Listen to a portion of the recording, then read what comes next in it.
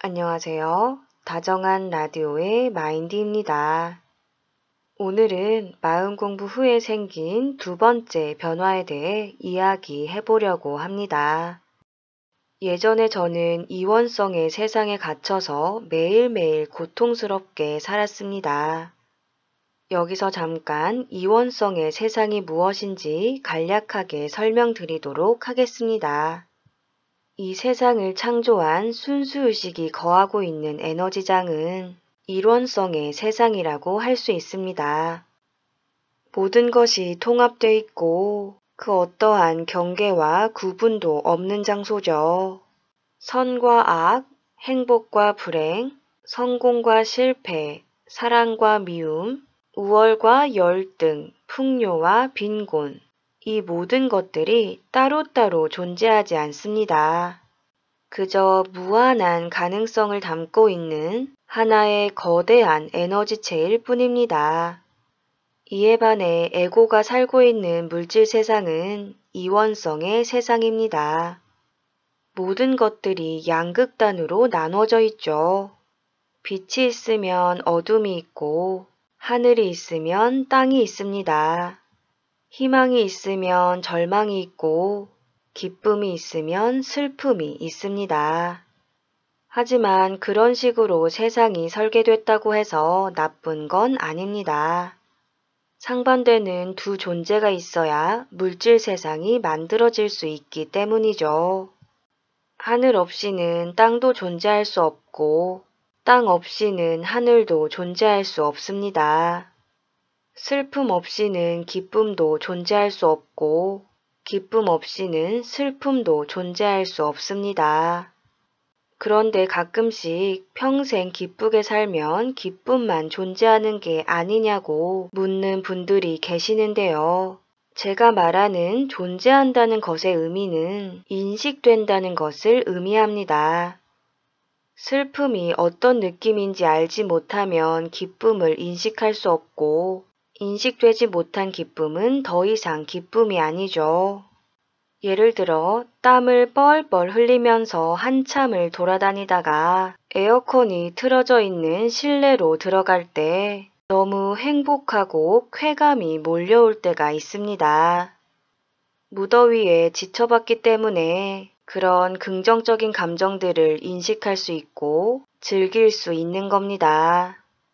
더위가 주는 불쾌감을 알아야 시원함이 주는 상쾌감을 알 수 있죠. 불쾌감을 모르는 상태에서 상쾌감만 알 수도 없고 상쾌감을 모르는 상태에서 불쾌감만 알 수도 없습니다. 이런 의미에서 불쾌감과 상쾌감, 즉 음과 양은 항상 붙어 다닌다고 할 수 있으며 서로가 서로의 존재를 위해 필수적이라고 할 수 있습니다. 음을 배경으로 양이 나왔다가 양을 배경으로 음이 나왔다가를 반복하는 게 바로 우리의 인생이죠. 하지만 문제는 이원성으로 인해서 사는 게 고통스러워진다는 겁니다. 더 정확히 말하면 이원성 그 자체 때문에 괴로운 것이 아니라 이원성을 제대로 알아차리지 못하고 번갈아가면서 양극단에 끌려다니니까 인생이 고해의 바다가 되는 겁니다. 저 또한 마음 공부를 하기 전에는 음과 양의 극단을 왔다 갔다 하다 보니까 자아 분열된 느낌으로 살았습니다. 지나치게 기분이 좋았다가 지나치게 우울해지기를 반복했죠. 조금이라도 희망적인 일이 생기면 엄청난 기대에 찼다가 그 일이 약간만 틀어져도 지하 끝에 닿을 것처럼 좌절했습니다. 흔히 하루에도 몇 번씩 천국과 지옥을 오간다고 하죠. 제가 딱 그랬습니다. 그런데 그때 저는 괴로움에서 벗어나기 위해서는 물질적인 천국으로 가야 한다고 생각했습니다. 많은 돈을 벌고 여유롭게 취미 생활을 즐기고 사회적으로 성공하면 행복해질 거라고 믿었으니까요.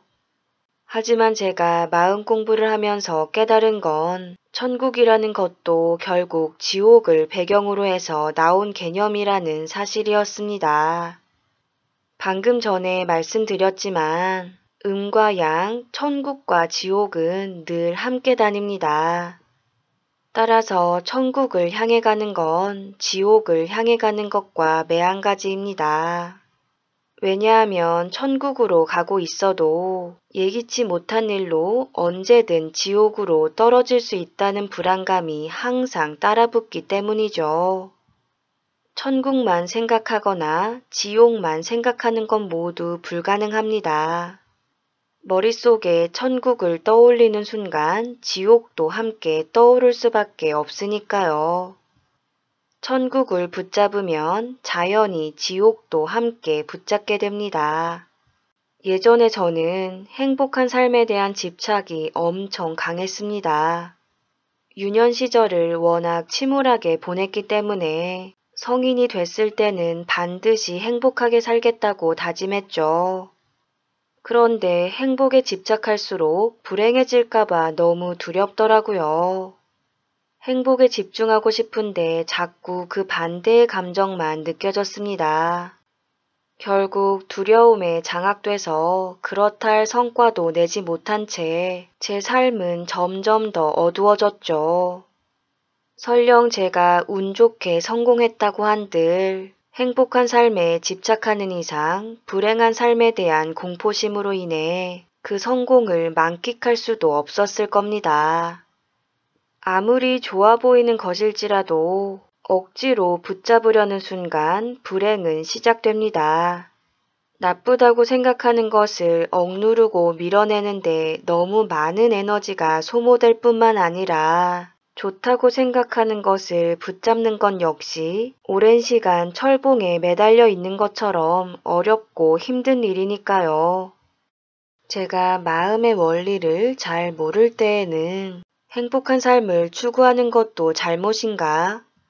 유년 시절에 불행했으니까 성인이 된 후에라도 행복하겠다는데 그것마저 하지 말아야 해 라고 생각했었습니다.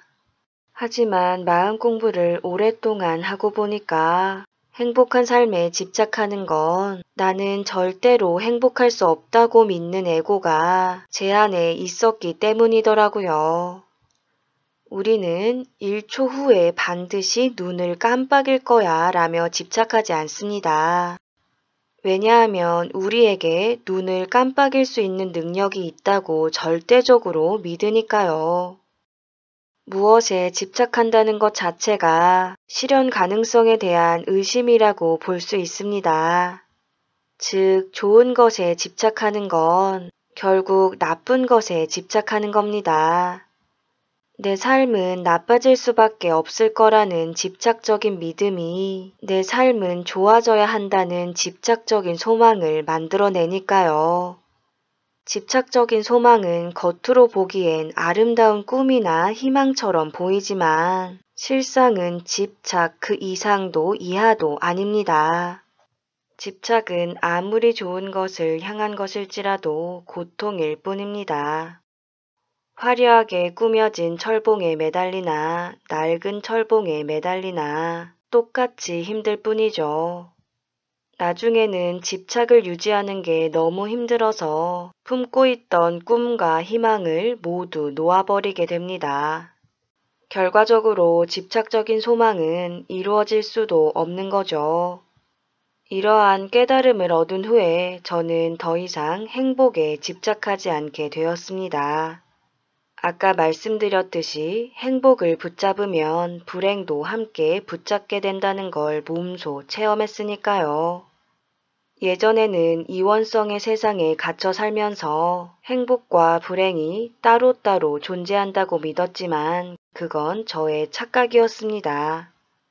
그리고 마음 공부를 하면서 행복을 꿈꾸지도 않고 불행을 두려워하지도 않는 상태에 도달하는 것이 살아있는 인격체로서 경험할 수 있는 최상의 행복이라는 걸 알게 되었습니다. 그 결과 에고가 규정해 놓은 행복과 불행 중 어떤 것을 경험하게 돼도 그냥 똑같이 느껴지더라고요. 아, 성공했구나. 아, 실패했구나 라면서 제 인생에서 벌어지는 모든 일들이 좋고 나쁜 것들로 구분되는 게 아니라 제 무의식을 비춰주는 거울로만 보였습니다. 그렇게 사회로부터 주입받은 선입견을 내려놓고 모든 일들에 대해 좋다, 나쁘다 판단하지 않고 있는 그대로 받아들이면서 살면 순수의식의 에너지가 제 인생 속에서 원활하게 흘러다니게 됩니다. 즉, 일원성의 세계로 들어가게 된 것이죠. 일원성의 세계에 가까워지니까 아무런 분별심 없이 제 자신과 세상을 바라보게 되었고, 어떻게 살아야 제가 마음속 깊숙한 곳에서부터 행복감을 느낄 수 있는지가 명확하게 보였습니다. 예전에는 두려움으로 인해 하지 못했던 일들에도 과감하게 도전해보게 됐고, 남들에게 무시당하기 싫어서 억지로 했던 일들은 아예 하지 않게 되었습니다. 두 쪽으로 쪼개진 마음으로는 원하는 인생을 창조할 수 없었는데, 마음이 하나로 합쳐지니까 별다른 저항감이나 거부감 없이 제가 진정으로 바라던 삶에 성큼 다가서게 되더라고요. 에고가 정의해 놓은 표피적인 행복과 불행 너머에 여러분이 꿈꾸는 진짜 행복이 있습니다.